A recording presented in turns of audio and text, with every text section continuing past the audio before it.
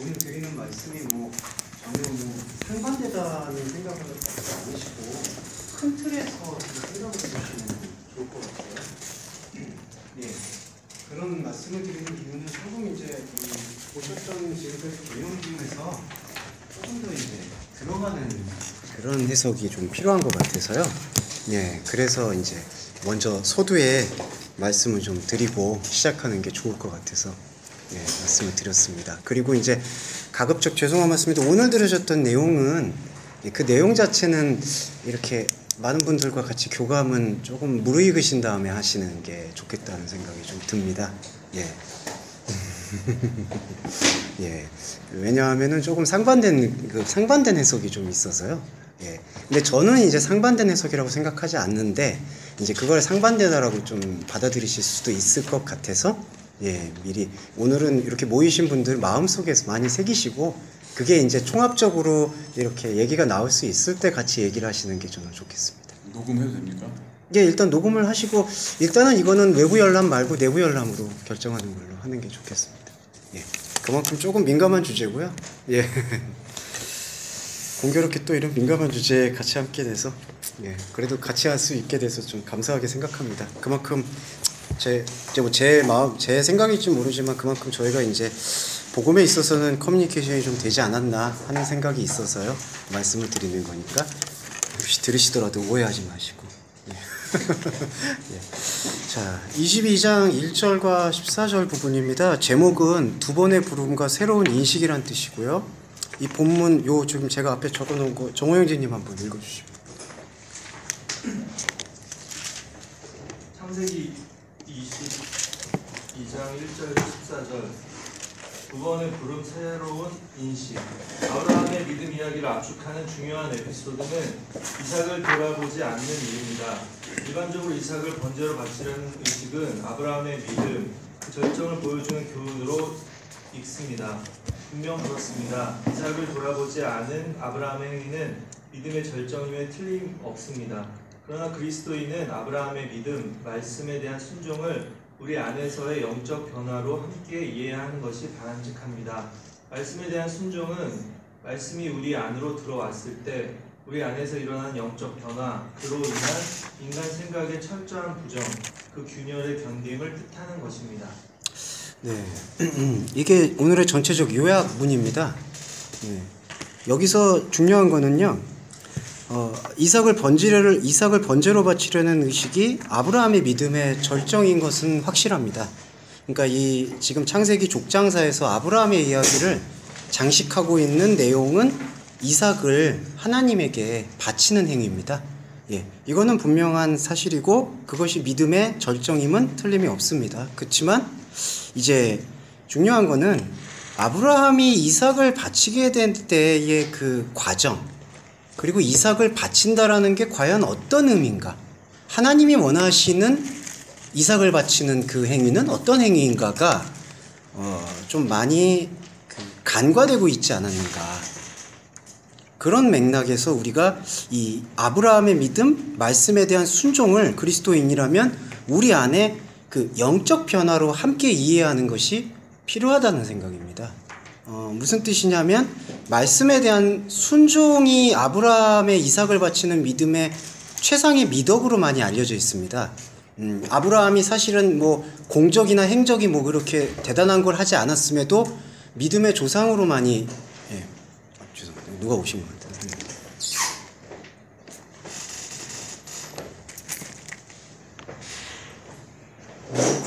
예. 안 오셨나요? 네.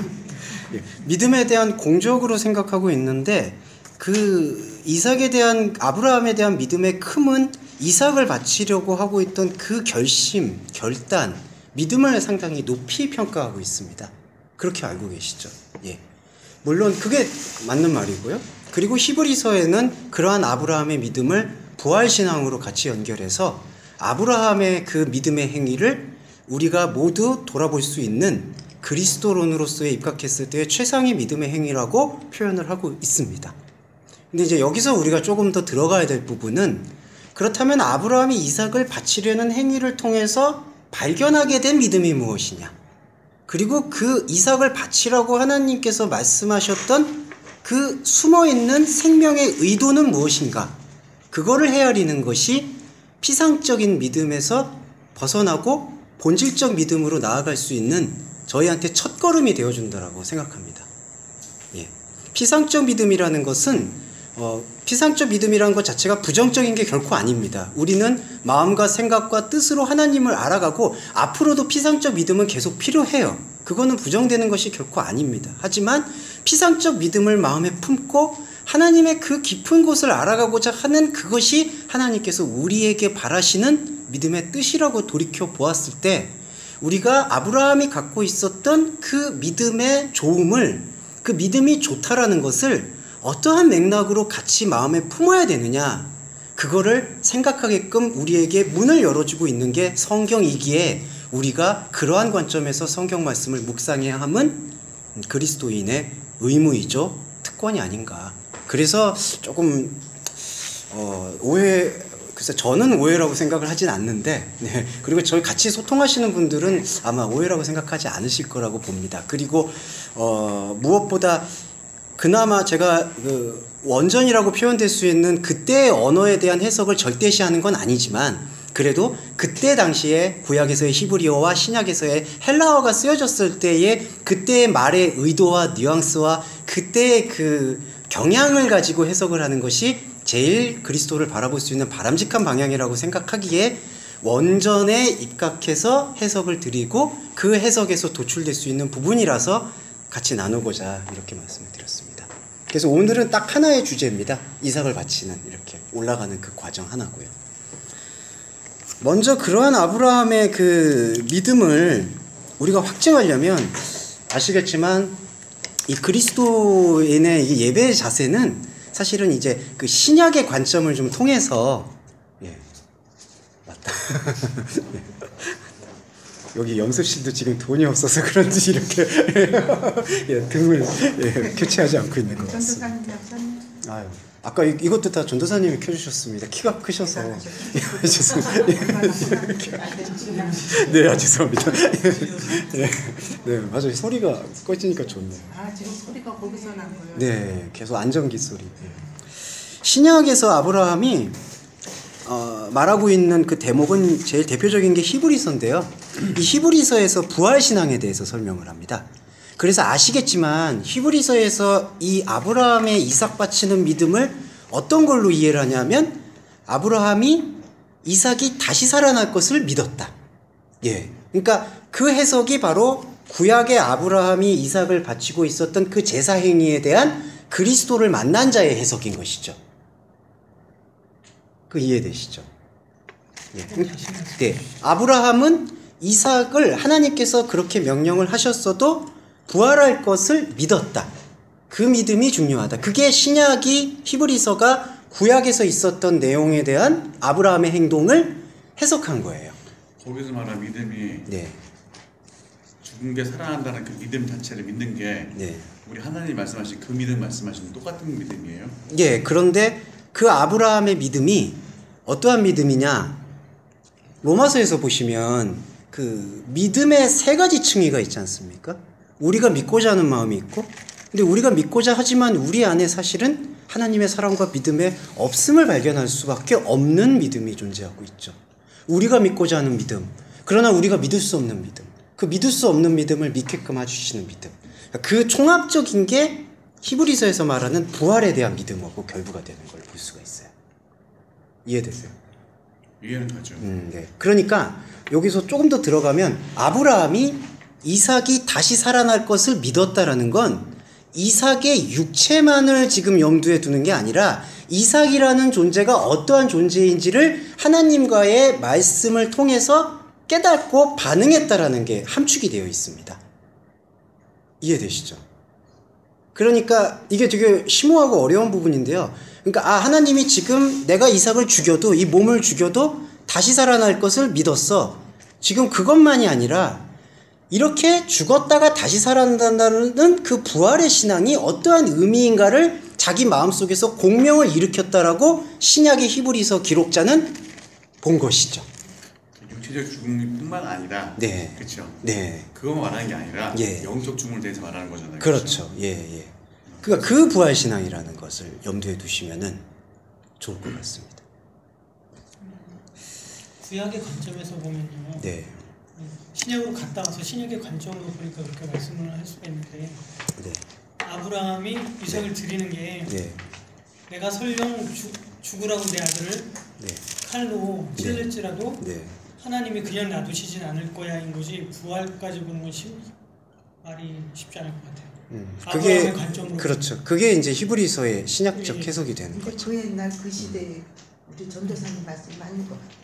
그러니까 그때 아브라함의 생각- 관점에서는 그때는 그냥 예, 놔두시진 그렇죠. 않으실 거야. 예, 예, 그렇죠. 그리고 그러니까 그때의 관점에서는 부활의 관점은 지금 그때까지는 인식되진 부활의 않았겠죠. 신약의 관점에서 이제 우리가 봐야 할 네, 신약은 예. 신약의 관점으로 그렇게 합니다. 예, 네, 그렇습니다. 맞아요. 예. 그래서 이제 저희가 묵상하고자 하는 관점도 그러한 신약의 관점에서 이것이 그러니까 실제 그 당시에 아브라함이 그러한 부활 믿음을 가지고 있었다라는 것은 사실은 재고할 필요가 있는 거죠. 예. 그렇지만은 이제 아브라함의 그 전 일생을 믿음으로 보셨다는 게 그러니까 아브라함이 자신의 일생 전체에서 하나님과의 말씀의 관계가 이제 그렇게 농축되어 있다라는 걸 아브라함의 인생을 성령의 영감을 받아서 기록한 모세가 일단은 그렇게 적어 놓은 것이고 그 다음에 그 모세 시대에서 이어져 낸 구약을 예수님의 말씀과 함께 보고 있는 신약의 기록자들이 발전을 시키는 거죠. 그러니까 지금이라도 네. 약간 얘기가 목사님 지금 말씀하신 게 지금 홍준선지 말씀, 전사님 말씀하신 얘기가 구약 때는 아브라함 몰랐다는 거 아니에요. 제가 잘 이해한 건지 모르겠네요. 내가 죽으면 우리 아들 살려주실 거야라는 믿음이 있어서 그 얘기 말씀하신 거 아니세요, 목사님? 아니 그러니까 그때 당시는 이제 부활한다는 부활의 신앙까지는 미치지 못하지 않았을까. 현대 우리가 현 시대 지금 이 믿음의 자녀들로 눈으로 봐서는 우리 전도사님 말씀처럼 그게 이제 이해가 되고 이렇게 설명하면 알아듣겠는데 그때 그 아브라함 그 사람 머릿속에는 그분 그 할아버지 그 머릿속까지는 그때 부활의 신앙이 닿질 않지 않았을까. 그래서 제가 말씀드린 여쭤본 거예요. 네, 네. 이렇게 1차원적으로 믿음을 갖는 믿음과 네. 아까 부활신앙을 갖는 믿음과 같은 거냐 여쭤본 게 제가 그 말씀이거든요.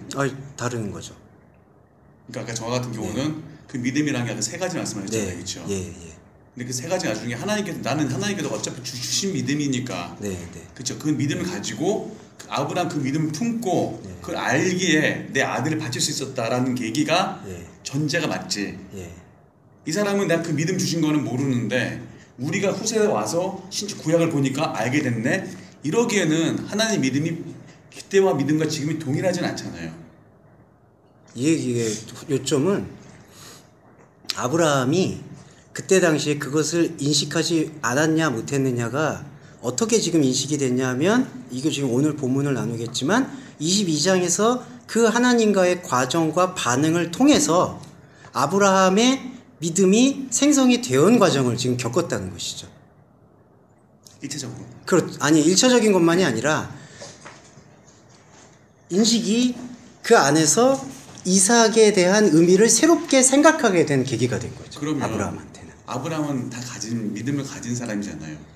그게 그 믿음을 이제 소유했다라는 그 개념이 어떻게? 그러니까 본인이 가진 게 아니라 하나님께서 네. 어차피 성경을 써내 가실 때 예, 그렇죠. 아브라함한테 믿음을 훅 집어넣어 주시고, 예. 그렇죠? 예. 너 이삭을 죽여라고 말씀하신 거잖아요. 근데 이건 좀 해석을 해야 돼요. 예, 그거는 해석이 좀 돼야 말씀을 돼요. 좀 읽어보면서 네, 예, 그거는 말씀을 읽으시면서 가야 돼요. 이 이야기를 나누는 것보다는 네. 말씀 안에서 말씀하신 제가 잠깐 말씀이 볼 때는 그 아브라함 사건 자체가 부활의 신앙이 있다는 건 절대 아니고 이 부활 신앙이 이게 그렇게 해석이 된다면 예수께서 오실 필요가 없었거든요. 그때 이미 부활이 있는데 따로 뭐 필요가 있어요. 그러니까 그때 자체는 그러니까 항상 마듯이 구약 자체는 그림자로 그러잖아요. 있을 일이 장차 올 일이 그림자라고. 그 사건 자체도 신약에서 이루어진 일의 어떤 모형이란 말이죠. 그러니까 아브라함의 믿음은 제가 볼 때는 이 온전한 목심, 인위적인 목숨은 하나님께 있다. 그렇기 때문에 이삭을 진짜 죽으라고 했죠. 진짜 죽으라고 했는데 이 이삭 자체가 예수의 모형이거든요. 근데 이게 사람이 죽일 그런 존재가 아니란 말이죠. 하나님이 죽여야 되는 거예요. 죄를 뒤집어 씌워가지고 그래서 예수가 죄를 준 거거든요. 예수가. 예수 자체가 우리의 모형이기 때문에 우리도 그런 죄를 죽어야 되는 걸 보여주시고, 그렇기 때문에 아브라함의 그러한 믿음이 우리의 첫째 믿음은 넘어선 믿음이죠. 그렇죠. 우리는 우리가 믿으라고 했는데 아브라함은 그게 아니라 하나님으로 말미암아 믿음이 생긴 거예요. 그래서 기꺼이 목숨을 바칠 수가 있었고, 우리 첫째 믿음이 모든 목숨을 바칠 수가 있습니까? 없어요. 그래서 예수로 말미암아 거듭났을 때 그 생명이 성경이 말하는 생명이 아임할 때 기꺼이 드릴 수가 있는 거죠. 그런 관점에서 본다면 아브라함 믿음은 우리의 첫째 믿음하고는 완전히 그런 책임과 다른 그 믿음의 상태에 있는 거고, 우리가 다시 예수의 눈으로 볼 때 아브라함 믿음이 진짜 우리 오늘날의 부활의 신앙이 그런 믿음이 있구나, 그렇게 저는 보고 있거든요. 나중에 해줄게요. 지금 그 정도의 인식으로 접근하고 들어가면 좋겠고요. 예, 저희한테는 지금 주어져 있는 이 성경의 신약과 구약의 가르침을 통해서 한번 좀 되짚어 보겠습니다. 먼저 오늘은 좀 신약도 한번 보셔야 될 것 같아요. 히브리서 11장 17절하고 19절입니다.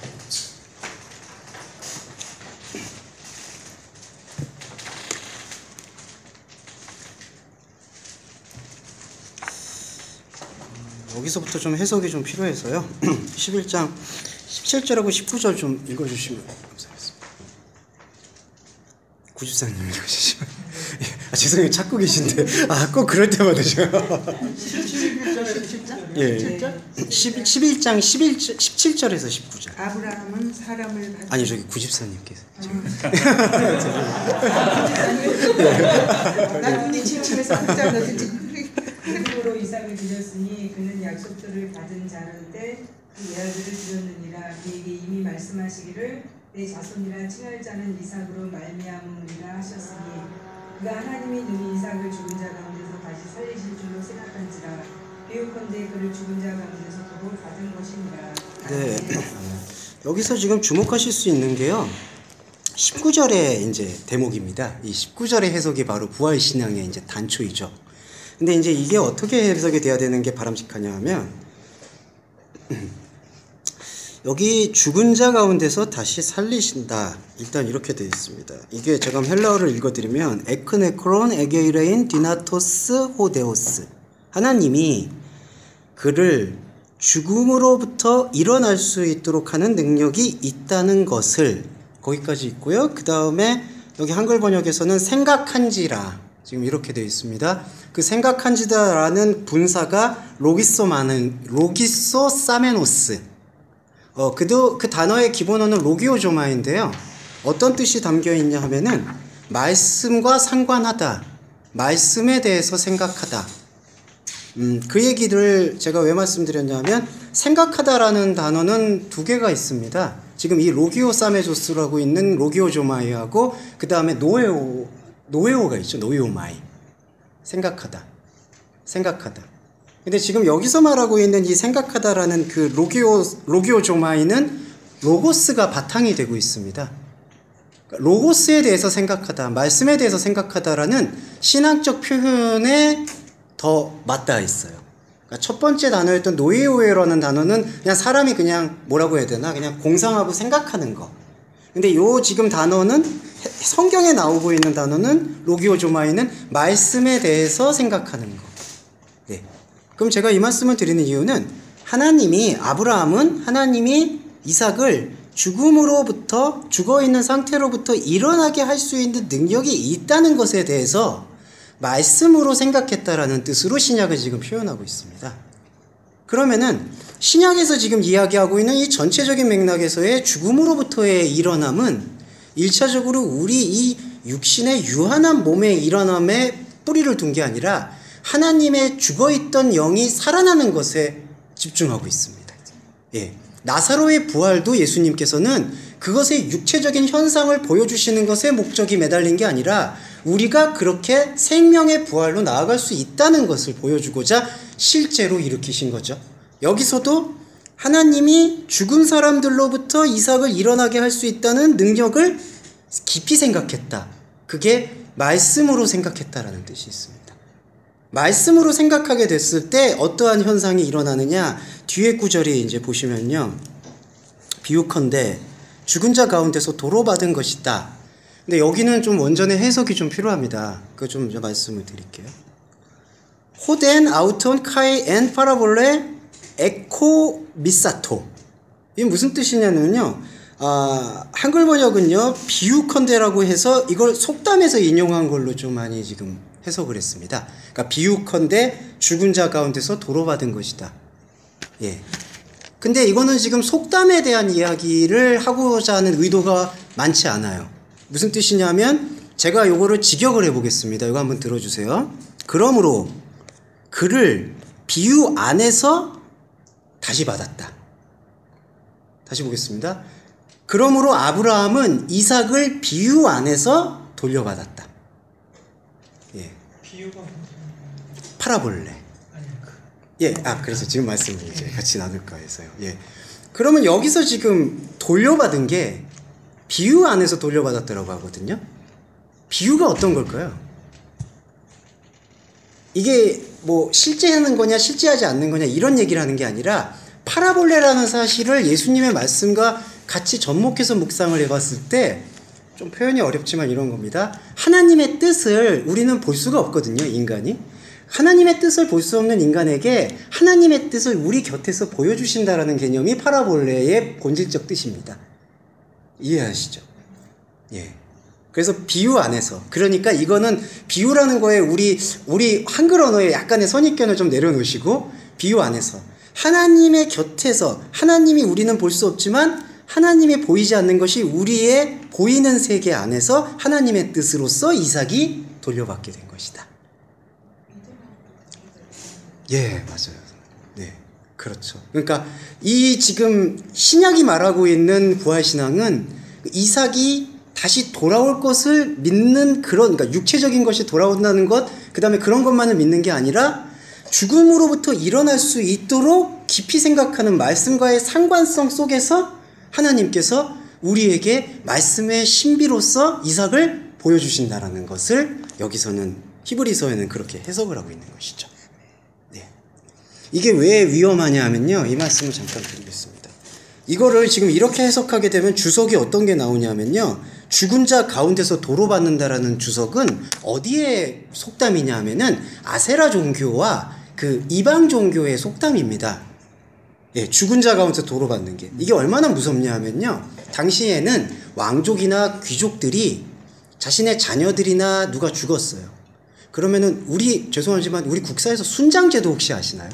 예, 거기서는 약간 그거보다 좀 변형된 게 뭐냐 하면 왕족들의 자녀나 자식이 아프거나 죽거나 그럴 때 천민이라고 하죠, 사실은. 뭐 아니면 여자, 좀 죄송한 말씀이지만 그때는 여성이 이제 어떤 인구조사의 이제 대상이 아니라 재산의 개념이었기 때문에 여자나 어린아이나 천민, 이방민족의 사람들을 죽여서 제사를 지내면 그 자기 자식이 낫게 된다라는 게 이 비유의, 이 속담의 해석이에요.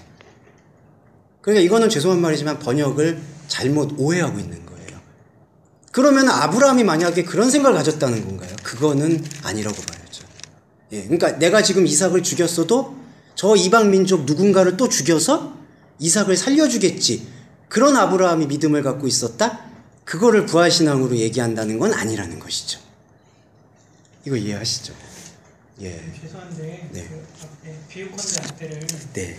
아까 말씀하셨던 거 다시 좀 반복해서 말씀해 예, 주시죠. 그 직역 부분을 좀 말씀드릴까요? 예.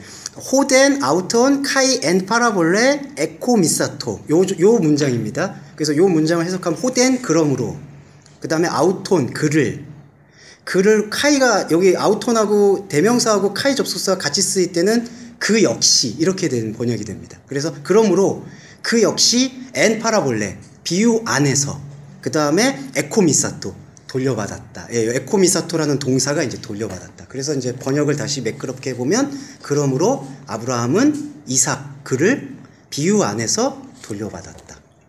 네. 그러니까 요 한글 번역은 이제 그 비유컨대, 그러니까 비유에 의하면 이렇게 번역한 걸로 기억하는데요. 그렇게 번역이 되려면은 엔 파라볼레가 아니라 디아 파라볼레 아니면 페리 파라볼레 그렇게 써야 되는데, 헬라어는 아시겠지만 이게 지금 스테판본이고요. 그 다음에 유명한 판본이 두 개가 있습니다. 스테판본과 네슨 알렌느본. 두 가지가 번역이 조금씩 달라요. 그런데 제가 대조를 해본 결과 둘 다 엔 파라볼레를 쓰고 있습니다. 그러니까 이거는 비유에 의하면, 속담에 의하면 그런 해석은 아니고요. 비유 안에서 이삭을 돌려받았다라는 해석으로 보는 게 명확한 해석이라고 저는 하나님과의 관계 안에서 믿음으로 인하여 돌려받았다. 네, 맞습니다. 예. 그러니까 다시 돌아가 봐서 아브라함도 그때 비록 그림자이지만 자신과 하나님과의 관계 속에서 그 자신과 하나님과의 말씀의 상관성을 발견하고 나갔던 것이죠. 그거를 이제 아브라함의 믿음이라고 우리가 표현할 수가 있는 거겠죠. 예. 그게 아까 팀장님 그 이제 그 역사적 맥락과 내적 맥락, 그것과의 상관관계였습니다. 이해는 그런 게 아닙니다. 예. 그러니까 여기서의 부활 신앙에 대해서 그리고 한 가지 이제 우리가 이 신약과 그리스도의 말씀과의 상관성 속에서 묵상을 해보면요. 하나님이 이삭을 죽음으로부터 다시 살려낸다라는 것을 말씀으로 생각했다라는 뜻. 그러면요. 말씀으로 생각하게 됐을 때 어떤 현상이 벌어질까요? 이게 이제 저희 그리스도론적인 관점이 필요합니다. 믿음으로 우리는 시작을 했습니다. 근데 말씀을 받아들이죠? 어떤 현상이 일어나냐면은 우리 안에 내가 어떤 고상한 지식이나 내가 어떤 배웠던 어떤 걸로 사도 바울이 표현한 그 배설물이죠. 내가 어떤 배운 걸로 그것을 받아들일 수 있는 것이 아니었구나. 그것이 창세전 계획인 것이죠. 그거를 발견하는 거죠.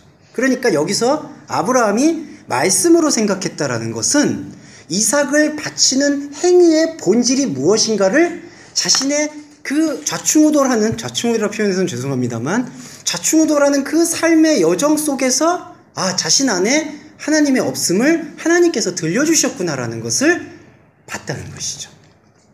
예, 그게 여기 깊이 생각했다라는 단어로 번역되고 있는 로게오 사메노스의 전 실체라고 생각합니다. 여기서 이삭 하십니다. 네. 이삭의 네. 이 신약의 관점에서 보면 이삭의 부활이잖아요.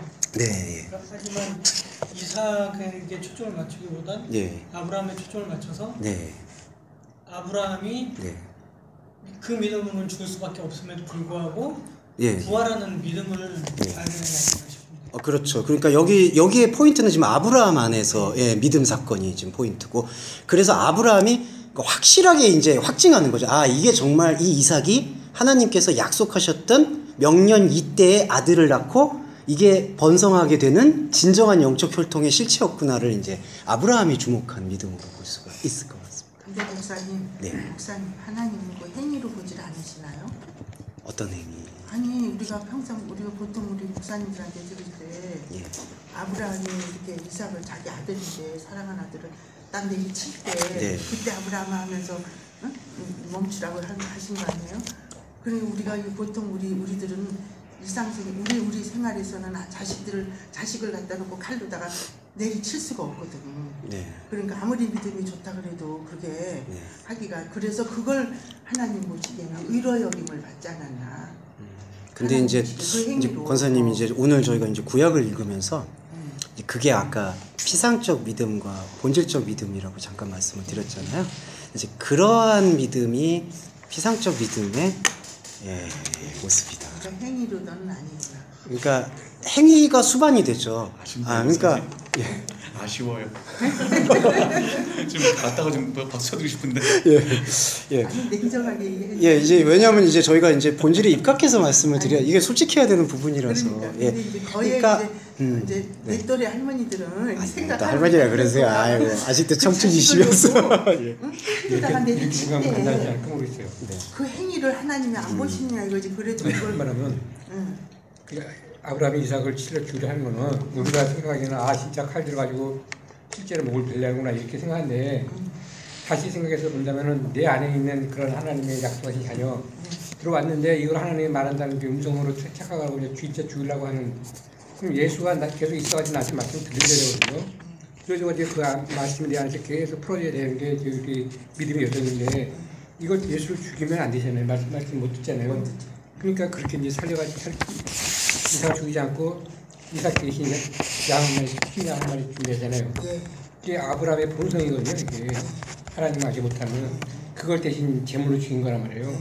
그거 보고 하나님께서는 너 의롭다, 믿음이 있다 이렇게 말씀하신 거고, 우리에서도 신앙하면서 계속 이제 하나님의 것을 우리 마음대로 제자라고 뭐 딸도 막 이렇게 되면 원리적인 말씀을 우리가 깨달을 수가 없어요. 자꾸 자기 생각대로만 사설을 생각한다 그러죠. 그런 믿음으로만 계속 키워나가기 때문에 그건 상당히 부정적이고 좋지 않은 그런 모습인 거죠. 그러니까 역사적인 실제를 자꾸 우리가 궁금해하게 된다면은 이거 풀려면 엄청 시간 걸리고 막 그래요. 본질적인 또 그런 까지 일일이 또 이제 설명이 들어가죠. 그렇기 때문에 그러니까 목사님 그 본질적인 얘기 그 말씀을 자주 하시거든요. 근데 이제 조금 궁금한 게 있어서 네. 여쭤보게 지금 되는 거죠. 본질적인 포인트는 믿음이잖아요. 예, 그렇죠. 이건 믿음이죠. 그걸 네. 물어보지 않았나 이제 간단하게 그렇게 얘기 드린 거니까 깊이 생각. 아니요. 목사님 말씀은 중요하죠. 예, 중요하죠. 예. 그렇지. 비유로 말씀을 하셨고 네. 비유를 말씀하실 때는 많은 사람들 앞에서 하셨어요. 네. 그리고 나서 강의를 하실 때는 제자들에게 하셨거든요. 지금 권사님 말씀처럼 지금 아브라함의 행위만을 만약에 따른다면 그 많은 사람에게 속하는 자들인 거죠. 그리고 지금 말씀 안에서 지금 다시 우리가 네. 듣고 있는 것은 네. 강해로 네. 지금 다시 비유 예. 안에서 찾는 말씀이죠. 예, 그렇죠. 그러니까 그리스도인이 취할 수, 아까 이제 신약 관점도 구약에 대한 해석이라는 측면도 그런 측면에서 더 깊게 그 부활에 대한 진짜 의미에 대해서 저희가 묵상해야 되고, 시대적 차이는 사실은 저는 있을 수 있다고 봐요. 그러니까 구약에서도 하나님께서 구약 인물들에게 또 그에 합당한 믿음의 그 여정을 주셨다고 생각하고, 저희는 또 저희 시대에서는 또 예수께서 실제의 몸을 입고 오셔서 말씀을 남겨주셨잖아요. 그러니까 저희에게 또 주어져 있는 그 믿음의 몫이 있는 거죠. 결국 신약과 구약은 똑같은 걸 말하는 같은 거예요. 예, 구약이 원래 그 얘기인데, 근데 이제 그 구약의 이야기들이 인간의 생각으로 계속해서 이제. 그러니까 저희가 배운 자체가 존재론 자체면 네. 지금 내가 구약에 있는 거랑 똑같은 거 상황이 되죠. 예, 그렇죠. 지금 좀 좀만 구약에. 좀만 더 깊게 생각해 보면. 그렇죠. 아까 제가 말씀드린 그거예요. 예. 그러니까 내가 나중에 예. 아브라함도 관통자이면 분명해요. 그러니까요. 예, 그렇죠. 그거는 의심이죠. 예, 구약 그러니까 자꾸 이제 육체의 대로 거슬러 가는데 그렇게 되면 계속 거기 꽂히거든요. 구약 그러면 옛날 그때 율법 때 이게 아니라 아직 하나님 모르고 있는 내 상태가 구약의 상태예요. 그렇게 이해해야지 복음을 제가 나아갈 때 말씀드린 건 육체적인 건 죽이는 건 별 의미가 없어요. 근데 아까 주신 아브라함 주신 믿음 말씀하신 거예요. 예, 저 같은 그렇죠. 경우는 예. 그러니까 그 사건 자체를 부정하는 게 아니라 그 있는 것을 우리가 믿고 들어가죠. 처음 들어갈 때 창세부터 1.5 계절부터 있으니까 처음부터 그냥 막 계속 들어오다 해서 모르는 거예요. 그냥 열심히 나는데 열심히 하는데 이 깨달음이 없는 거야. 그러다 보니까 답답한 거죠. 그러니까 울고 불고 하다가 겨우 예수를 만났는데 만나서 다시 그거 보니까 이게 이런 뜻이었구나 구약이. 그렇기 때문에 이게 점점 그림자로 남게 돼버린 거죠. 선명했거든 내 기억에 6천 전이 아브라함이 이랬어 뭐였지. 근데 다시 보다 보니까 이게 점점 지워진 게 멀어진 거예요. 실체가 다가오니까 이게 멀어질 수밖에 없는 거죠. 그러니까 그런 실제적인 역사를 바라보는 걸 조금 내려놓을 필요가 있다. 요거 올해 들어서 창세기를 배우면서 제가 네. 새로 배운 게 뭐냐면 네. 입체적이란 말이거든요. 입체적이란 말이 두뇌에는 없었어요. 뭐 지식에는 역사적 역사적이고 구속사는 구속사 이렇게 나눠졌다는 얘기죠. 네. 이걸 통합해서 내 안에 있는 존재와 함께 네. 내가 입체적으로 본다는 걸 올해 처음 알게 됐거든요. 창세기를 보면서. 근데 맞습니다. 결국에는 뭐냐면 출애굽의 말씀은 내 말씀이 돼야 되고 네. 창세기 말씀은 내 말씀이 되려면 네. 내가 아브라함이 되는 믿음을 체험해야 되고 네. 그렇잖아요. 네. 그래서 거기에 대한 시간성보다는 시간을 초월해서 그 안에 믿음이 있다는 건데 그 믿음이 하나님 찾아가 주신 믿음이니까 예배소 같은 그 믿음인 게 네. 성립이 될 것이고 네. 그렇죠? 네. 그거 아까 여쭤본 거예요. 맞죠. 성경이 예수의 그리스도 되심에 대한 기록이죠. 전반적인 것이. 근데 그 예수가 온 목적이 뭡니까? 우리에게 표적으로 왔다 그랬죠. 그죠? 결국은 이 성경책은 나의 믿음에 대한 여정의 책이라고 봐야 돼요. 그렇죠. 네, 자신, 각자 존재에. 그러면 아브라함이 타자로서의 아브라함이 아니라 내가 아브라함이었다는 얘기예요. 이삭으로 야곱으로 이렇게 번져 나와가면서 지금 내가 우리 그리스도 예수 이제 한 결합이 한 연합이 이런 상태로서 하나님과 동행하는 거죠. 그런 과정에서 구약 당연히 지나야죠. 구약 안 지나면 진리를 받을 바탕이 안 되니까. 그러면서 신약으로 넘어가지. 이때 우리 때가 이제 찬 거예요. 기한이 차니까 이제 복으로 넘어와가지고 이제 새롭게 보게 되는 거죠. 어떻게 이게 몰라가지고 이렇게 비밀이 쌓여있던 거예요. 내 생각대로만 해석하게 됐었고 주어 들은 바대로 내 합당하면 그거 맞아. 자기 생각에 안 맞으면 이건 아니야. 이렇게만 하던 것이 이게 이거였구나 알게 될 때 통합적으로 성경을 보게 된 거죠. 네. 근데 알겠습니다. 예수님이 괜히 본으로 오신 게 아니고 괜히 죽었다 사는 게 아니라고요. 내가 그래야 괴물을 그렇게 성경을 얘기하고 있다는 얘기예요. 각자가. 동의합니다. 네. 자, 그 관점을 가지고 이제 보겠습니다. 네. 그리고 권사님 그 믿음이 표면적 믿음이라는 것을 이렇게 그러니까 그 부정되고 그러는 게 아니라요. 그걸 자연스럽게 이제 아니 우리 받아들이시면 목사님이 그 말씀하셔서 네. 그런 궁금도 없으면 그건 이게 맹목적인 부분밖에 안 되지. 그렇죠. 그런 거 알고 넘어가야지. 네. 같이 한번 그러면 구약 본문으로 그럼 한번 이제 들어가 보겠습니다. 예, 구약 본문은 제가 요거는 김성훈 목사님 저기 요거 참여 이게 이제 그 구약 사본을 원어에 맞게 의미에 맞게 이제 제가 재번역한 여기 해석입니다. 예, 그래서 이게 뭐 정답이 아니다 그거 좀 말씀드리려고. 그러니까 이 의미의 뜻에 맞게 이제 해석을 한 부분이다. 예, 그렇게 생각해 주시고 읽어 주시면 좋겠습니다. 구약에서 말하는 아브라함의 믿음. 예. 그 22장 1절 한번. 네. 뭐 읽어달라는 말씀은 아니었지만 목사님 한번 읽어주시죠. 감사합니다. 네. 주원인 되는 말씀 하바님이 일어나는 뒤였습니다. 그러자 하나님이 아브라함을 증명하기 원했습니다. 그가 아브라함을 아브라함아 하고 부르자 아브라함이 보십시오라고 대답했습니다. 네. 예, 이런 것들이 과연 주목사가 제대로 번역을 했을까에 대한 철저한 검증은 이걸 재본하셔서 확인해 보시면은 아마 확인해 보시고 혹시라도 좀 맞지 않는 게 있으면은 아주 질책해 주시면 좋겠습니다. 이삭을 돌아보지 않았다는 얘기는 무슨 뜻인가요? 아, 그게 이제 여기 구약에서 이런 표현이 있죠. 22장 12절에서 아끼지 않았다라는 단어하고 좀 비슷한 단어라서요. 그러니까 너가 내 아들을 아끼지 않았다.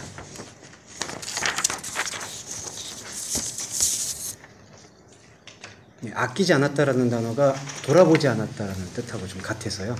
예. 그러니까 여기 좀 유집사님 말씀하셨거는 이삭을 돌아보지 않은 일. 이제 그게 이제 여기 구약 22장 12절 보시면은 아끼지 않았다. 너가 너 아들을 아끼지 않았다라고 하는 거하고 같은 의미라서 돌아보지 않았다. 아끼지 않았다. 예, 그거하고 좀 같이 봤습니다. 예. 그러면은 1절 잠깐 보시면은요.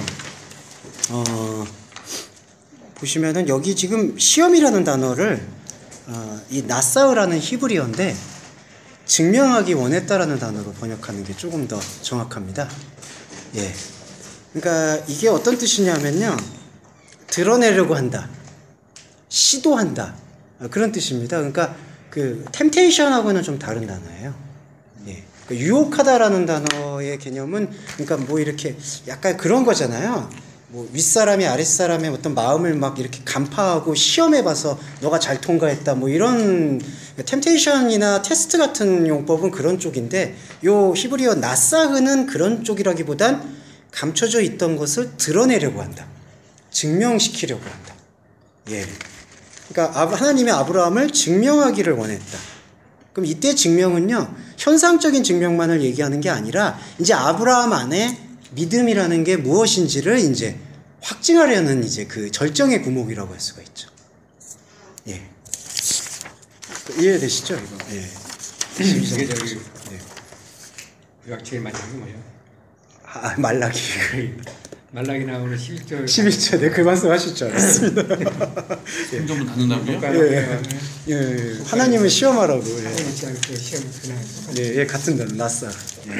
그러니까 거기서는 하나님을 시험하라. 근데 그게 이제 저번에 한번 심층구약에서도 한번 말씀을 드렸지만은 이제 그러니까 우리 안에서 있는 하나님을 발견하라는 뜻으로 이해할 수가 있겠죠. 여기서는 이제 아브라함 안에 있는 그 하나님의 생명, 믿음, 그것을 이제 드러내기 위한 이제 과정을 지금 얘기하고 있는 걸 볼 수가 있습니다. 예, 그리고 다음 장 가시면은 2절, 22장 2절은 그 정호영진님 본문하고 그 글씨도 같이 읽어주시면. 요셉가 말씀합니다. 이제 너는 내 아들, 그 애정으로 가득한 내 결합된 이민 이삭을 취하고 모리아 땅으로 가라. 그리고 너에게 내가 말하고 있는 그 하나의 산 위에 번제를 올려라. 아브라함이 바라보는 이삭, 그 애정과 결합은 부정과 긍정의 의미를 내포하고 있습니다. 이삭에 대한 아브라함의 애정과 결합의 의지는 첫째로는 혈육에 대한 정에서 시작됩니다. 둘째로는 하나님과의 약속과 그 약속을 자신의 피상적 세계에서 경험해 나가는 아브라함의 종교적 숭배심에서의 결합 의지로 심화됩니다. 그러나 셋째로는 인간의 혈육에 대한 욕망과 종교적 숭배심으로서의 애정과 결합으로부터 분리되어 하나님과의 약속, 그 약속의 순수로서의 애정과 결합으로 상승됩니다. 이는 아브라함의 믿음으로 대표되는 구약에서의 모든 제사 행위와 율법에 대한 본질을 드러냅니다. 제사 행위와 율법의 궁극은 인간의 원죄적 악순환을 발견하고 이로부터 해방되는 약속의 과정에 참여하는 것입니다. 네. 이 2절이 제일 어려운 구절입니다. 왜냐하면은 총합적인 해석이 좀 필요하기 때문에. 예. 왜 어렵냐면요. 여기 지금 한글 번역, 제가 이제 원전 번역한 거는 너의 아들 애정으로 가르탄 내 결합된 몸 이삭을 데리고 모리아 땅으로 가라. 근데 여기서 이 애정으로 가득한, 결합되어 있는, 이게 긍정적 의미만이 아니에요. 예. 왜냐하면은 이 아하브라는 단어는 죄송합니다. 영어로 에로스적 사랑, 애정을 느끼는 상태. 그리고 그거를 제가 긍정적으로 표현을 드렸지, 이것의 사실은 조금의 빈도는 육체적 욕망에 대한 걸로 많이 쓰입니다. 아하브. 그러니까 집착이죠. 요즘 말로 말하면은 지금 그건 진짜 사랑이 아니라고 표현할 때 집착이라는 대응어를 쓰듯이 이 아하브가 예, 스토커. 예, 스토커예요. 예. 그러니까 물론 모든 아하브의 빈도수가 그렇게 쓰이는 건 아닙니다. 관심. 근데 이게 공존하고 있어요. 그러니까 어떤 진정한 긍정적 관심과 애정, 또 부정적 관심과 애정, 결합되어 있다라는 이 야히드, 이거는 한글 번역으로는요 독자라고 번역이 되어 있습니다. 예, 독자라고 되어 있는데 이거는 독생자 개념은 사실 아니에요. 예, 그러니까 독자라는 말씀 들었을 때는 그거잖아요. 외아들의 개념이잖아요. 근데 요 야히드라는 단어에는 외아들이라는 개념은 거의 사용되지 않고요. 연합된, 하나가 되어 있는. 근데 이것도 부정적인 의미와 긍정적 의미가 사실 다 같이 있습니다. 이 말씀을 드렸던 이유는 뭐냐면요. 이 원본을 잠깐 보시면은 주어가 없어요. 이게 조금 주목하셔야 될 게, 그리고 너에게 내가 말하고 있는 그 하나의 산 위에 번제를 올려라. 이삭이라는 사실은 목적어는 없습니다. 네. 예. 그러니까 이삭을 데리고 모리아 땅으로, 취한다라는 단어는요, 이렇게 데리고라는 단어입니다. 동행하고. 모리아 땅으로 가라. 그 다음에 문장에서는 그리고 너에게 내가 지금 말하고 있는 하나의 산 위에 번제를 드려라. 예. 여기서 이제 우리가 조금 볼 수 있는 게, 이게 제가 그래서 세 가지로 지금 봤습니다. 예. 첫째는 혈육에 대한 정의예요. 애정으로 가득한 결합된 몸. 이거는 당연한 거죠. 이걸 부정하는 거는 그건 불교적 발상이고요. 예, 혈육의 정의입니다. 근데 둘째는요, 그 혈육의 정을 넘어서서 종교적 숭배심을 가지려고 하고 있는 결합과 애정이 있어요. 이걸 이제 주목해야 됩니다. 그리고 이거를 말씀을 드리기 위해서는 아까 그 비유에 대해서도 아까 좀 말씀을 드렸지만, 이제 이 문헌이 쓰여질 때 당시에 비교 문헌에 대한 대비가 필요해요. 무슨 말씀이냐면, 이때 아브라함 당시에 있었던 이 이스라엘의 종교 외에 다른 종교에서 무슨 일이 벌어지고 있었느냐. 아시겠지만 다른 종교에서의 최상의 종교적 표현은 자신이 가장 사랑하는 사람을 희생시켜서 그거를 자신의 신한테 바치는 행위가 다른 종교에서는 경쟁적으로 일어나고 있었던 것을 확인할 수가 있습니다. 예. 조심스러운 추정이지만 저는 말씀의 관점에서 입각해 봤을 때 아브라함도 그 두 번째 종교심, 다른 종교들에 비해서 우리의 종교가, 죄송하지만 그때 당시 아브라함 시대에서는 이 가나안 이스라엘 종교라는 건 매우 소수 종교에 지나지 않았어요. 그 민족의 자긍심을 자신이 어떻게든 고취시킬 수 있으려면은 종교적 일을 해야 된다라는 것을 아브라함은 인식하고 있었을 거라고 봅니다. 그래서 첫 번째는 권사님. 예. 자, 이제 잘 들어주세요. 예. 저는 먹을 수 있어요. 저는 몸에 좋아요. 네, 권사님 죄송해요. 이게 좀 원래 조금 매몰차게 거절하세요. 집사님이 좀 건강이- 매몰차시죠. 건강이 농담이에요. 중요한 거니까. 예. 담는 거. 아, 이게 먹는 걸 이렇게 단칼에 거절하신다. 뭐 그런 말씀을. 당신이 오히려 단 걸 드셔야 되지 않나 뭐 이런 생각을. 예. 근데 이거는 안 드시는 걸로 알고 있습니다. 네. 그래서 자, 이따가 차에서 목사님 드릴게요. 네. 예. 제가 잘 먹겠습니다. 저 먹고 싶다 그랬는데. 아니 저기 팀장님 드신다 그랬는데. 저는 안 먹겠습니다. 예.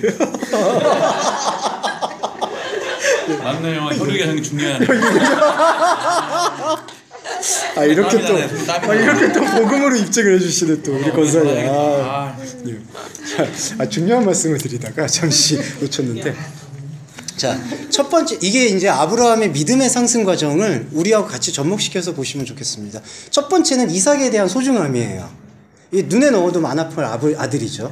정말 죄송한 말씀이지만 이제 본처로부터 그러니까 지금 옛날 기준이니까 지금은 절대로 그런 일이 있어서는 안 되겠죠. 예, 그러니까 그 하갈이 아니라 사라로부터 또 나왔던 그리고 되게 어떻게 보면은 불가능한 과정에서 받은 선물이잖아요.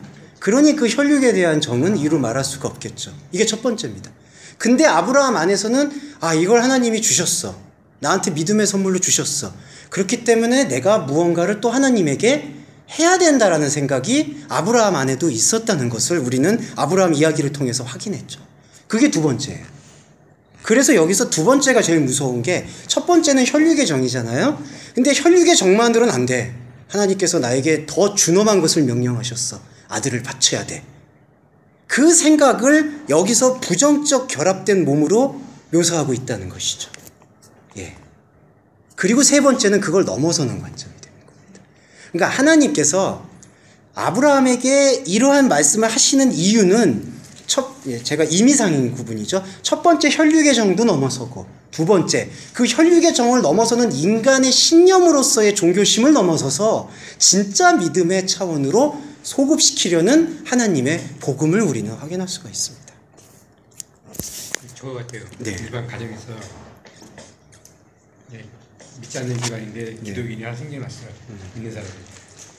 그럼 이제 가족들한테 욕 먹잖아요. 교회 나가지 말라는데 나 하나님 좋아하고 이제 이 가족도 버리고 이제 그 신앙에 이제 몰두하는 거예요. 네. 그 모습까지가 지금 똑같은 영상으로 떠오르는데. 그리고 우리도 역사적 예수 자체를 이런 대상으로 놓으면 지금 아브라함이 이 상태에서는 아브라함이 이삭을 놓고 지금 우리가 시간을 똑같은 거예요. 예수가 지금 떠나가야지 우리한테 참된 이로운 게 오는데 예수를 안 보내고 계속 붙들고 신앙한다면은 아이지라고 따르지 않는 거죠. 예수한테 계속 뭐든지 하고 싶고 내가 대신 죽어도 좋은 그런 상태의 마음이 있거든요. 그 마음이 지금 표현한 혈통이라고 저는 동의시기 봐요. 공감합니다. 예. 그럴 수 있겠네요. 그렇다고 역사 예수가 참 그리스도가 아니라는 거 아니에요. 참 그리스도예요. 참 그리스도지만 그 처음에 봤던 그 여기서 우리가 벗어나가지고 우리 안에 그리스도가 와야 되는 그것까지 우리가 믿는 그런 단계가 있었는데. 그렇죠. 예. 그러니까 집사님 말씀에서도 주목할 수 있는 게 이 두 번째 그럼 종교심이 없어야 되느냐? 그건 아니라는 거죠. 이것도 되게 델리키트한 부분인데. 쉽게 말해서 십자가 돌아가신 예수님 믿는데 돌아가셨잖아요. 돌아가신 예수 믿는 게 아니라 돌아가서 오신 예수를 믿는 거잖아요. 그렇죠. 예. 그러니까 돌아가신 예수님의 그런 정신을 믿는 거는 그냥 우리가 석가모니의 정신을 믿는다든지 아니면은 뭐 위대한 일을 하신 분의 그 업적을 기린다든지 그거는 우리가 이 인간 역사에서 할 수 있는 어떤 행위잖아요. 우리가 뭐 이승만 대통령을 존경한다, 박정희 대통령을 존경한다, 누구 존경한다. 사실은 그렇게 돼버릴 수가 있는 가능성이 좀 많은 것 같아요. 대전도사님 제가 말씀을 착각인지 모르지만 2000년 전에 죽은 예수가 우리한테 다시 온다 이런 얘기 말씀드린 게 아니라 아니에요. 저도 아니에요. 그러니까 죽은 예수가 다시 온다 그러니까 그게 아니라 생각이 들어요. 그게 아니에요. 십자가에 못 박혀야 돼 그런 수상적인 얘기를 우리 못 받잖아요. 그렇잖아요. 하지만 그 십자가의 보혈을 믿잖아요. 그렇죠? 그 믿게 되는 게 그분이 돌아가셨지만 그분 예수가 저한테 온 거잖아요. 제 마음에 믿음으로 오신 거 찾아오신 거잖아요. 그 예수가 이렇게 왔다기보다는 사실 처음에는 성령님인가요? 처음에는 역사적 예수를 믿죠. 실제 처음에 예수를 믿고 우리의 첫 믿음이란 말이죠. 이 믿음이 본질적인 말씀을 위해서 다시 보게 되는 예수. 그래서 예수 겉에 그 형상만 우리가 보고서 믿음을 했었는데 그 믿음이 아니라 본질적인 말씀으로서 예수는 우리를 살리시려고 오신 본이었구나. 그럼으로써 그럴 때 역사 예수가 영으로 우리 안에 들어오는 거죠. 그런 죽은 자가 다시 오는데 그런 얘기지. 일반적인 신앙처럼 우리가 사후에 예수 사후에 예수가 다시 영으로 가는 게 아니라 오늘날. 예. 야, 2절의 해석이 좀 중요했습니다. 그래서 좀 말씀을 드렸어요. 이거 어떻게 좀 이해를 교감되시죠? 어떠세요, 저희 집사님 좀 뭐 말씀하실 거 있으시면 항상 좀 빨리 항상 이렇게 편하게 말씀해 주시면 감사하겠습니다. 네, 감사합니다. 그러면은 자 여기서 이제 하나님이 말씀하셨던 거죠, 이삭에게. 이제 그리고 이제 아브라함에게 말을 했고 이삭이 행동을 하기 시작합니다. 그게 22장 3절에서 7절까지. 이 과정은 참 소중한 것 같아요. 이삭을 데리고 가죠. 이제 사환을 데리고 그러면서 눈을 들어서 그곳을 바라보고 22장 5절에서 종들한테 나귀와 함께 기다려라. 나는 아이와 함께 저기 가서 엎드린 지 너희한테서 물러갈 것이다. 뭐 그러고 6절에서 번제나무를 아들 이삭 위에 지우고 자신의 손에 불과 칼을 들고 이제 그 과정 이거는 그냥 한번 스토리텔링으로 생각해 보셔야 될 것 같아요. 이게 인생의 어떤 지금 압축되고 있는 여정입니다. 얼마나 복잡할까라는 생각은 저는 공감이 되는 것 같아요. 제가 만약에 아브라함이면 제 말씀 듣는 게 은혜이기도 한데 감사하긴 한데 제가 만약 아브라함이면 이삭을 말씀하시면 지금 너를 네 자신을 지금 모래산으로 데리고 그냥 그러니까 좀 생각이 복잡해져. 저는 22장 3절하고 6절까지 읽으면 이때 아브라함이 도대체 어떤 변화가 있었을까. 그러니까 막 좀 죄송한데 8절에서 되게 깨우침이 그러니까 아브라함의 어떤 신앙 고백적인 부분이 나오거든요. 근데 저는 이게 단순하게 나왔다라고 생각되지가 않고 자신이 갖고 있는 혈육에 대한 정도 있겠죠. 그리고 또 혈육에 대한 정을 넘어서려는 종교적 숭배심도 있겠죠. 근데 이 숭배심이 과연 내가 맞는 걸까?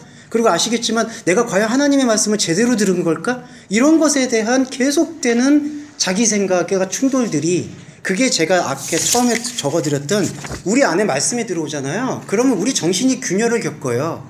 근데 그거를 계시록에서는 아마겟돈이라고 얘기하거든요. 근데 다른 사람들이 세대주의적 해석을 하시는 분들이 그런 게 뭐가 아마겟돈이냐? 바로 저기서 중국이 전쟁을 일으키고 저는 그런 건 무섭다고 생각이 안 해요. 죄송한데 이 외부적 상황이 무서운 게 아니에요. 우리 안에서 이 균열을 그걸 너무 쉽게 봉합하고 그냥 쉬운 게 쉬운 걸로 가려는 그런 정신에 대해서 부끄러운 줄 알아야지. 그건 제가 진짜 화가 납니다. 그건 목사님들이 그런 거는 직무유기예요. 그런 건 다시 생각을 하셔야 돼요. 그것만큼은. 그러니까 우리 안에 일어나는 이 균열에 대해서 어떻게 그렇게 쉽게 생각하는지. 화나는 거에 나도 한 표. 그거는 제가 좀 화가 나요, 사실은. 우리 안의 균열을 우리는 평생 그거를 말씀을 통해서 사실은 감당하면서 나아가는 그 여정이 얼마나 쉬운 게 아니잖아요. 근데 그거는 무슨 내적 이런 거 치워 주목사 제가 감정을 제가 실는 건 아니지만 지금 때가 어느 때인데 베리침이 나쁘다 이런 걸 떠나서요. 너무 외부적인 게 이렇게 벌어지는데 우리 안에 일어나는 고통을 그렇게 멀리 그렇죠. 그래서 생소한 얘기네요. 그래서 저는 이 여정에 대해서도 한번 좀 깊게 생각을 해주셨으면 좋은 생각의 말씀을 드렸습니다. 그러니까 말씀에 대한 본질과 깨우침은 그냥 본질만 듣겠다 그런 게 아니라 본질을 듣고 같이 했을 때 지금 내 안에서 현상적으로 일어나게 되는 나의 모든 모습들과의 그 어떤 충돌, 고통 그런 것들은 다 함축된다라고 생각하고 있어서요. 그런 것들을 공동체가 나눌 수도 있었으면 좋겠다는 생각입니다. 그렇게 해서 올라갑니다. 근데 여기서 보시면 22장 8절에서 아브라함이 변화가 되는 계기가 여기에 저는 주어집니다. 그 한글 번역에서는 뭔가 그 하나님에 대해서 뭔가 하나님의 절대적 주권을 강조하는 뉘앙스는 좀 느껴지지만 요거는 조금 더 들어가 봐서 묵상을 해보면은 한글 번역과의 차이가 조금 있습니다. 한글 번역은 아들아 번제할 어린 양은 하나님이 자기를 위하여 친히 준비하시리라 이렇게 얘기가 되어 있는데요. 준비라는 단어는 사실 아니고요. 왜 그렇게 번역했는지는 잘 모르겠습니다. 뭐 의도가 있겠죠. 예. 여기서 이 라라는 단어입니다. 준비한다라는 단어는 여기 보시면 번제를 위한 어린 양은 하나님이 자신을 위해서 볼 것이다. 본다라는 단어를 지금 쓰고 있습니다. 네. 여기서 아브라함에게 무언가의 변화가 있는 것은 확인해 볼 수가 있습니다. 예. 그러니까 준비라는 단어라기보다는 하나님이 어린 양을 상관하고 있다. 예. 여기서 좀 뭔가 실마리가 지금 보이는 걸 볼 수가 있어요. 예. 그리고 이제 되게 뉘앙스가 이제 대전환점이 나옵니다. 22장 9절과 22장 10절 보실게요. 예, 여기서 좀 오해하지 마시고 이제부터 들어주시면 감사하겠습니다. 22장 10절에서는요. 아브라함이 손을 내밀어 칼을 잡고 그 아들을 살해하고자 했습니다. 이거는 제가 왜 여기서 살해라는 단어를 사용했냐. 샤하트라는 단어인데 실제로 살해라는 단어고 살육이라는 단어, 조금 죄송한 표현이지만 인종청소라는 단어를 쓸 때 이 단어를 씁니다. 예. 자, 여기서 이 기록의 의도를 잘 보실 필요가 있어요. 만약에 아브라함이 하나님의 명령을 받아서 이삭을 바치는 행위의 숭고함을 강조하고자 했다면 제가 기록자라고 해도 절대로 이 단어 안 씁니다. 이게 죄송한데 도살자가 도살할 가축을 잡는다는 표현입니다. 근데 왜 기록자가 여기서 아브라함이 손을 내밀어 칼을 잡아서 그 아들을 살해하고자 했다, 이 단어를 사용하느냐? 이게 아까 말씀드렸던 혈육의 정을 이겨내고, 그거는 자기의죠. 혈육의 정을 이겨내고 하나님에게 자신의 충성된 목표를 바치려는 그 행위에 대한 묘사를 여기에 살해라는 묘사로 같이 놓고 있는 그 의도를 우리는 확인해 볼 수가 있습니다. 결국 이 살해는 아니네요. 네, 이건 아니에요, 사실은. 네. 그러니까 이거는 기록자의 의도, 조합, 이 모든 거를 조합해 봤을 때의 결론적 부분이에요. 공감되시죠? 그래서 21절에서 아브라함을 두 번 부릅니다. 그래서 오늘의 제목이 두 번의 부름입니다. 아브라함아, 아브라함아. 예, 이게 이제 그 문학적 기법이라고 하는데요. 그 문학적 기법이라는 게 뭐 소설 기법 이런 걸 얘기하는 게 아니라 그 이제 전체적인 메시지를 나타내고자 하는 이 장치다, 그렇게 생각하시면 좋겠고요. 처음에 보시면 아시겠지만 21장 1절에서 아브라함아, 네, 이렇게 나왔습니다. 그리고 두 번째 지금 얘기할 때 아브라함아, 아브라함아, 이런 거는 이제 다분히 요 플롯 안에서 의도한 바가 있는 거죠. 처음에 아브라함, 그 다음에 아브라함, 아브라함. 두 번의 부름이라는 것은 이중적이라는 의미가 담겨 있습니다. 새롭게 본다라는 의미가 또 담겨 있고요. 우리 그런 전통이 신약에서 어디에서 유래가 되어 있냐면은 그 아멘 아멘이라는 거 많이 보셨죠. 네. 아멘이라는 건 이제 받아들인다, 취한다라는 의미인데 그거를 두 번 사용한다라는 것은 사실은 그 안에는 우리 생각을 내려놓고 하나님의 생각을 온전히 받아들인다라는 그 완전한 표현으로서 아멘 아멘. 여기서도 아브라함아, 아브라함아. 그리고 되게 신비로운 게요, 이게 이제 이 의도인데요, 이런 어떤 뉘앙스인데 11절에서는 야훼의 멜라크가 얘기를 합니다. 야훼의 말씀 전달자라고 제가 적어놨습니다. 이거를 이제 한글 번역에서는 여호와의 사자. 예. 근데 이 멜라크라는 단어가요, 구약에서도 천상적 존재로 자주 쓰이기도 하지만 이 자기의 생각과 마음 안에서 자기의 생각에서 도저히 들을 수 없었던 것이 들리는 것을 멜라크라는 단어로 사용하는 경우가 많습니다. 그러니까 하나님의 음성이라고 얘기를 하죠, 그런 부분을. 그러니까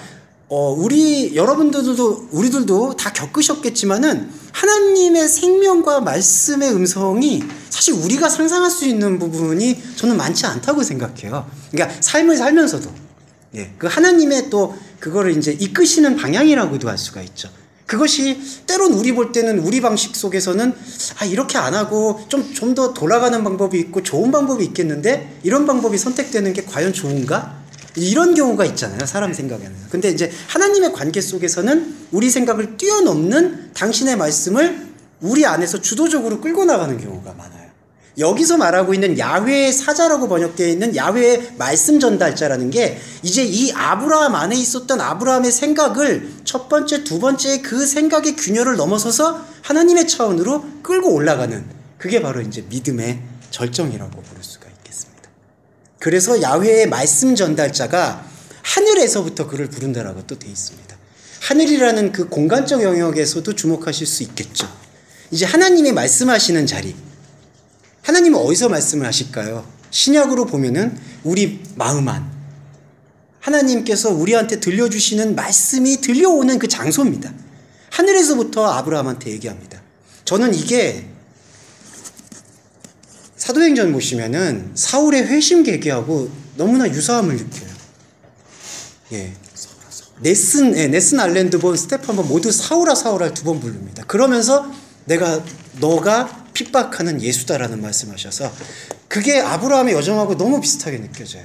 아마 스데반을 살해했을 때 거기서 스데반을 죽인다라고 한글 번역이 되어 있는데 그 단어가 70인역으로 이 샤하트입니다. 스데반을 살해하고 그거를 바울이 의로 여겼더라고요. 근데 저는 느끼는 게 바울은 지금 두 생각 때문에 괴로운 거예요. 저 율법을, 하나님의 말씀을 지키려면 스데반을 죽여야 되는 거고, 왜냐하면은 전 이단의 괴수니까 스데반이. 근데 스데반을 죽이잖아요? 그러면 십계명에 살인하는 계명은 어기잖아요. 그럼 바울이 그 두 가지 사이에서의 갈등이 엄청 심했을 거라고 생각해요. 그냥 막 자기가 아무 문외아처럼 아무 생각 없이 야, 저 사람은 이단이니까 죽여도 될 거야. 바울은요, 얼마나 율법에 대해서 토시 하나 자기가 보존하려고 한 사람이었냐면 하나 어기는 것을 자기는 못 봤던 사람이라고 알려져 있습니다. 근데 스데반을 죽이잖아요. 그건 살인하는 거잖아요. 이단이지만 살인이잖아요. 그러면 그 관계 속에서 사울이 얼마나 큰 벽에 부딪혔을까는 로마서 7장 보시면 내 마음속에 있는 다른 법이 나를 죄의 법으로 끌어내려온다라고 표현을 해서 사도 바울의 그 율법에 대한 고민과 갈등은 얼마나 깊었을까.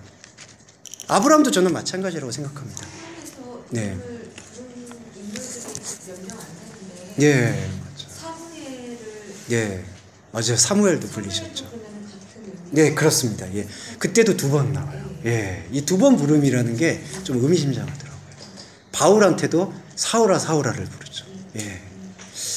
그러니까 사울이 그 다메섹 도상에서 회심되기까지의 과정이 자기는 신념에 투철해가지고 쭉 다메섹 도상으로 갔다가 무너졌다라기보다는 그 신념을 가지고 아마 그 마음속에 있는 자기의 그 종교성과의 끊임없는 균열을 사울이 아주 견디기 힘든 그 포화 상태에서 예수의 말씀이 들렸고 눈이 멀었고 그 과정 속에서 극적 변화가 이루어진 게 아닌가. 단지 저는 그 환상을 봐서 사울아 사울아 그걸 들었다고 해서 그 음성 들었다고 사울이 변할 사람은 아니라고 봐요. 아브라함도 저는 마찬가지입니다. 이삭을 바쳐야 된다라는 그 생각, 혈육에 대한 첫 번째 갈등을 넘어섰지만 그 두 번째 이게 두 번째를 갈등으로 느껴야 돼요. 오늘 우리 그리스도인도 이제 이걸 넘어서야 돼.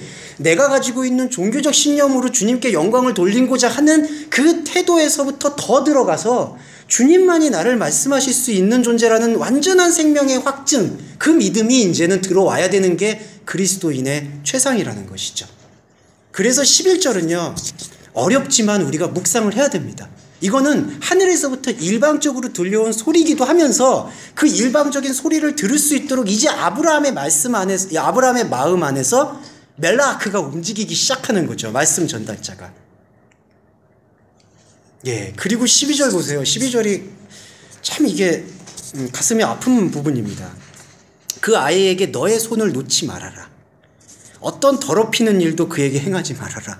그러니까 이게 뭔가 이율배반적으로 보여요. 왜냐하면은 지금 더럽히는 일이라고, 이 메후바흐라는 게 더럽히는 일이라고 되어 있습니다. 한글 번역은요, 아무 일도 그에게 하지 말아라고 되어 있는데, 아무 일이라는 단어를 그 근원의 의미를 추적해서 번역을 해보면 어떠한 더럽히는 일도 하지 말아라.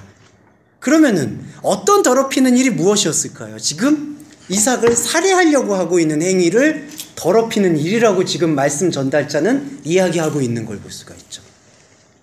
예. 근데 이거를 잘 조합해 보시면은 그러면 아까 1절에서 야훼가 말한 거 아닙니까? 근데 그 아까 말씀드렸듯이 그 과정을 우리가 묵상을 해보면은 아, 이게 진짜 하나님께서 말씀하셨던 부분이구나. 예, 들려오는 거죠.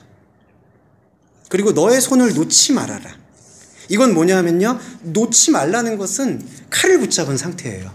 칼을 쓰지 말라는 뜻입니다, 이게. 예. 지금 아브라함이 칼을 잡았잖아요. 칼을 놓지 말아라. 그거는 칼을 쓰지 말라는 단어입니다. 예. 그리고 이게 양면적 의미가 있습니다. 후반부 구절이요. 지금 나는 깨달았다. 내가 하나님을 두려워한다는 것을. 이게 경외라는 단어도 사실은 여기 있습니다. 야레흐가. 하지만 제가 여기서는 부정적인 포인트에다가 조금 더 무게중심을 두었습니다. 두 가지는 다 있어요. 근데 여기서 묵상하실 수 있는 건 내가 하나님을 두려워한다라는 것을 보았다. 예.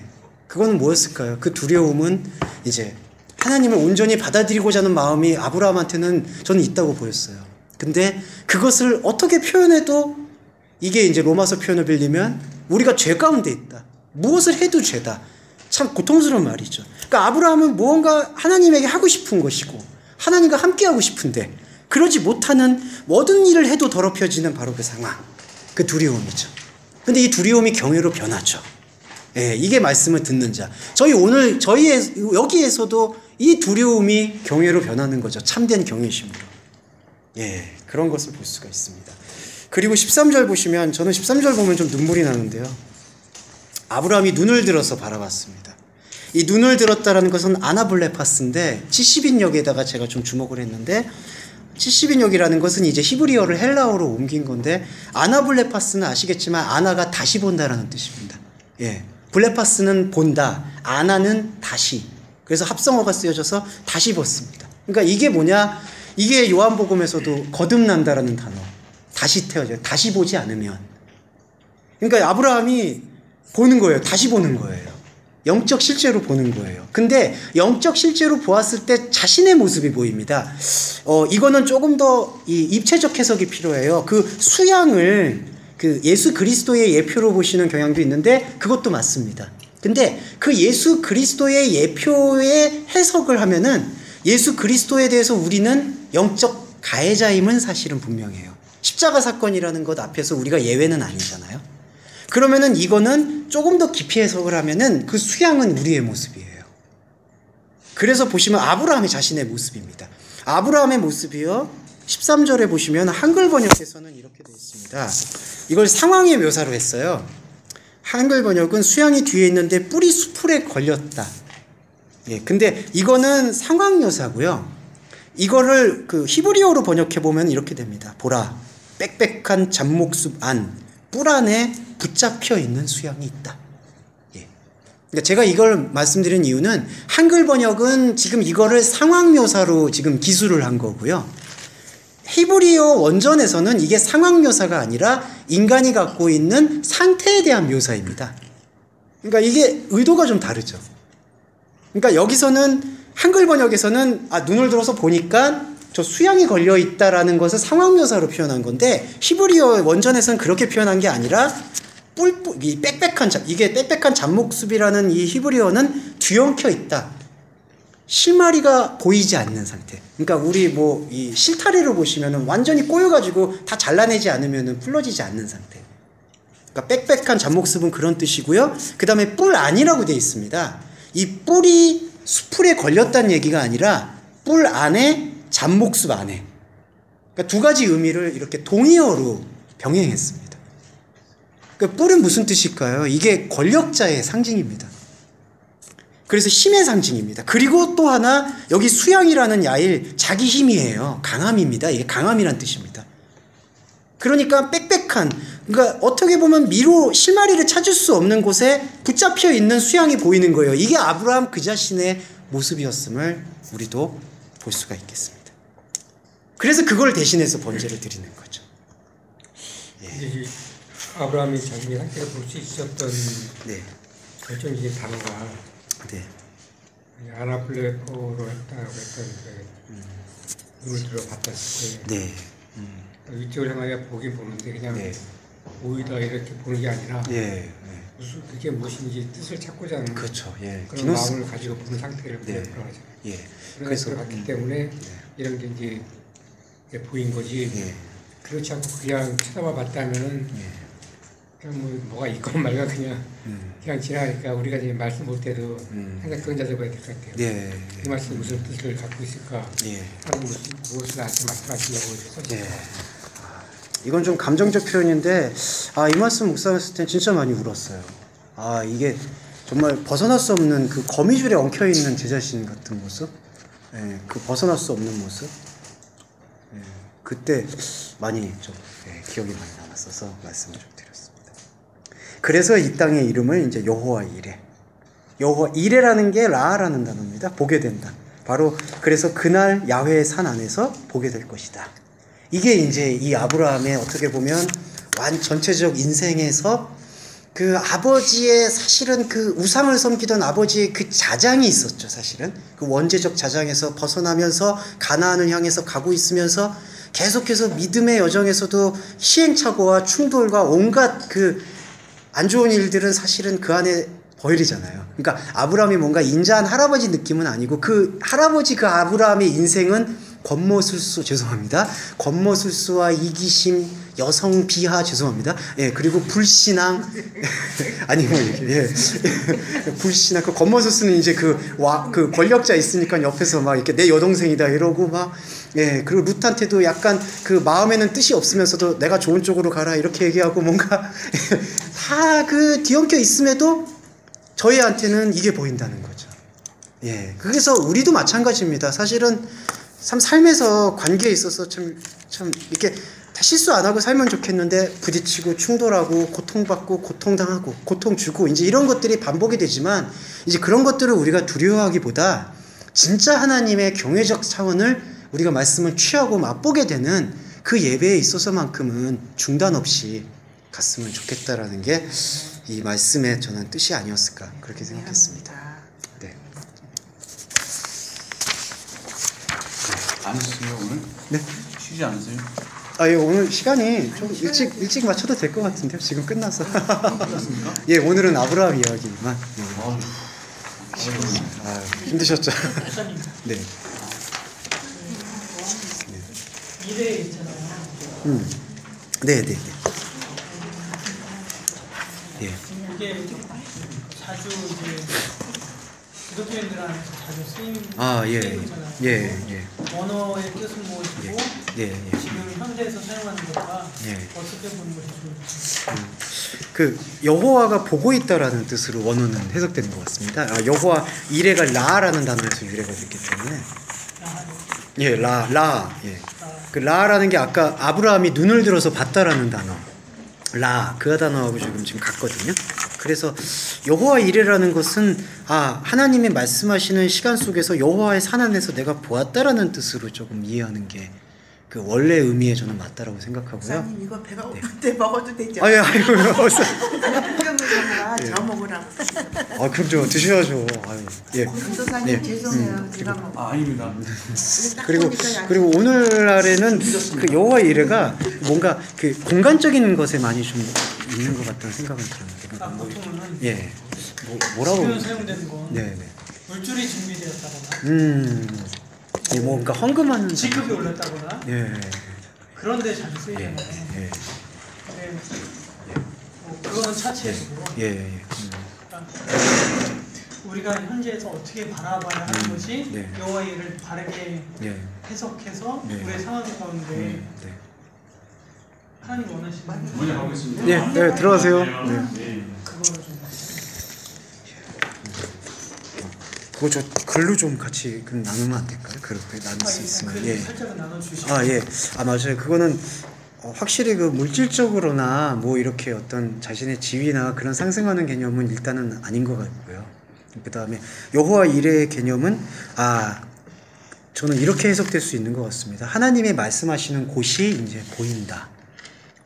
여호와 이레, 그곳을 여호와 이레라고 불렀다라고 했습니다. 아까 비유라고 말씀하셨잖아요. 말씀 가운데 우리가 깨닫게 되는 것을 그 파라볼의 비유라고 할 수 있는데 그 비유적인 그 상황 가운데 우리가 볼 수 없는데 그 상황을 우리 눈이나 우리의 사고 가운데 현실 가운데서 보여주심을 통해서 우리가 바라보게 되는 나중에 말씀하시는 게 이 말씀이 이 말씀이 아니라 내가 하나님을 바라보고 더 나아가야 되고 예. 내가 착각이고 오해구나라고. 맞네요. 예. 그러니까 그 본다라는 것 자체가 이제 다시 본다라는 의미가 내포되어 있으니까 내가 들었던 생각과 마음에서 하나님의 말씀을 판단한 게 아니라 이제는 하나님의 생각과 하나님의 마음으로 나의 생각이 이제 돌아서게 된다라는 그런 계기도. 그래서 지시한다라는 곳이 처음에 22장 1절에서 내가 너에게 지시했던 곳으로 가라는 게 그 의미하고 여호와 이레가 그곳 지시했던 것의 의미를 이제 정확히 알게 된 장소. 예. 그게 이거다. 예. 그리고 그게 넓은 의미에서 여호와 이레가 이제 제사 지내는 장소가 되는데 구약이 말하고 있는 모든 제사의 의미가 이제 이렇게 하나님을 다시 보게 되고 우리의 생각을 내려놓게 되는 장소의 개념으로 이해되는 거예요. 그러니까 여호와 이레가 이 땅의 삶의 가운데서 우리가 축복을 누리고 우리가 하나님이 준비하셨다. 라는 잘못된 시각에서 벗어나서 어떤 상황이나 우리의 삶 가운데 부딪히는 것 가운데서 내가 땅의 것에 집중하기보단 하나님이 주시는 것에 더욱더 집중할 수 있게 해야 되겠다. 내가 하나님의 말씀과 잘못 신앙생활하고 있었구나 라고 하는 맞아요. 그런 찰나나 때 이런 게 맞아요. 그 돌이킴. 예, 맞습니다. 예. 그게 여호와 이레. 그리고 이게 바로 아브라함의 어떤 믿음의 절정에서 나올 수 있는 그 어떤 명칭일 것 같다는 생각이 드네요.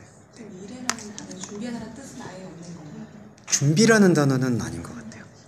예.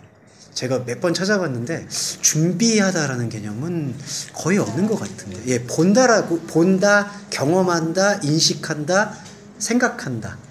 예, 뭐 그런 개념이 좀 더 나은 것 같습니다.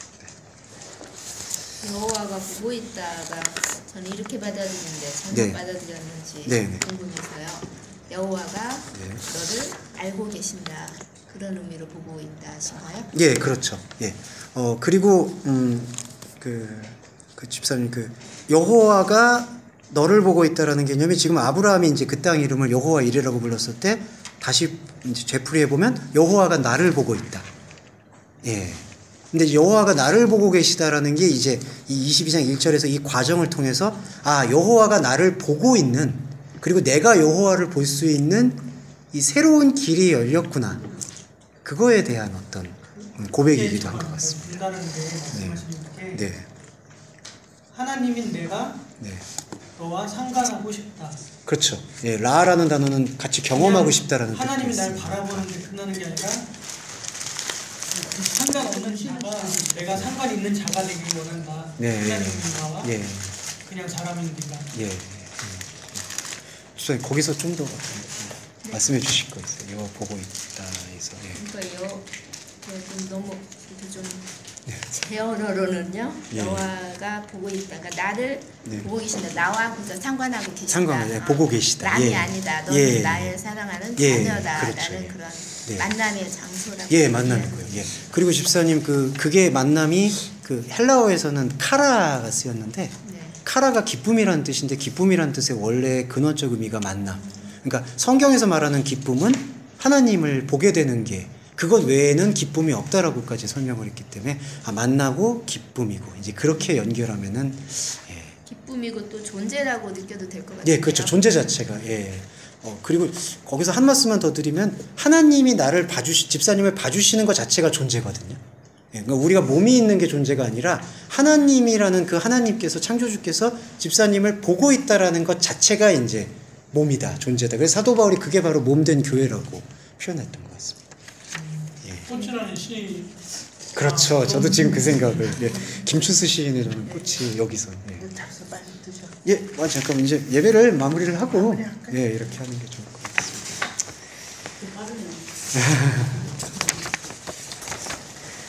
헌금기도는 제가 간단히 하겠습니다.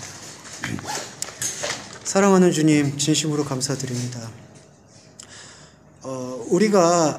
우리 마음 안에서 당신께서 주셨던 약속의 혈통 이삭을 우리의 하나님과 단절된 상태에서의 종교심으로 드리려는 생각을 당신의 말씀, 우리의 이름을 2번 부르시고 우리를 사랑하신다라고 말씀하시는 당신의 말씀을 통해서 깨우치고 알게 될 때 우리 마음속에서 있었던 그 수치심, 하나님에 대해서 하나님의 마음을 몰랐다라는 그 두려움, 그런 마음들을 지금 솔직히 고백합니다. 하지만 이 솔직한 수치심과 두려움이 그냥 두려움과 자책과 자학으로 머무르는 것이 아니라 하나님께서 우리를 여호와의 일에 우리와 상관하시는 자리에 만들어 주셨다라는 사실로 새롭게 고백할 수 있는 신앙 고백의 장이 될 수 있도록 허락하심을 고백합니다. 그리고 이 신앙 고백이 저희의 11조임을 또한 고백합니다. 우리 동서말씀교회 지체 여러분들이 우리 말씀의 11조, 생명의 11조를 더 원활하게 해나갈 수 있도록 이 험난하고 질곡 많은 사회에서 하나님의 생명만 바라볼 수 있는 삶을 꾸려갈 수 있도록 경제적 부분과 육체적 부분과 관계적 부분을 치유해 주시고 만져주시기를 간절히 바랍니다. 이러한 마음들로 인해서 우리가 하나님의 그 깊은 상관관계를 잃어버리거나 훼손하거나 무감각하게 되지 않도록 주님께서 더 깊이 지켜주시기를 간절히 바라옵곤 합니다. 어디에 있든 무엇을 하든 하나님의 말씀과 상관하고 있는 동서말씀교회 지체 여러분이 되기를 간절히 바라며 주 예수 그리스도의 이름으로 감사하며 기도드립니다. 아멘. 네. 찬송가 아버지, 하나님 아버지의 마음.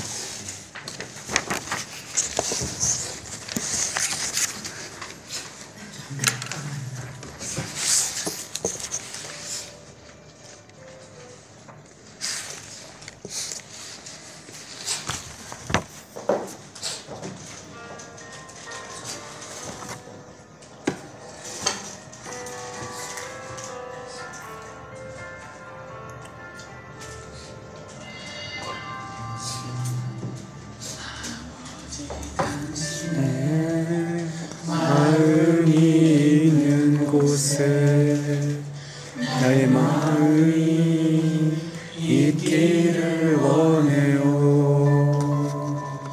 아버지, 당신의 눈물이 고인 곳에 나의 눈물이 고이길 원해요.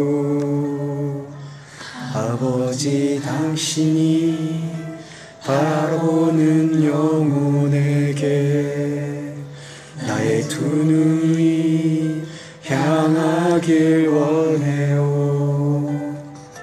아버지, 당신이 울고 있는 어두운 땅에 나의 두 발이 향하길 원해요. 나의 마음이 아버지의 마음 알아. 내 모든 뜻 아버지의 뜻이 될 수 있기를. 나의 온 몸이 아버지의 마음 알아. 내 모든 삶 당신의 삶 되기를.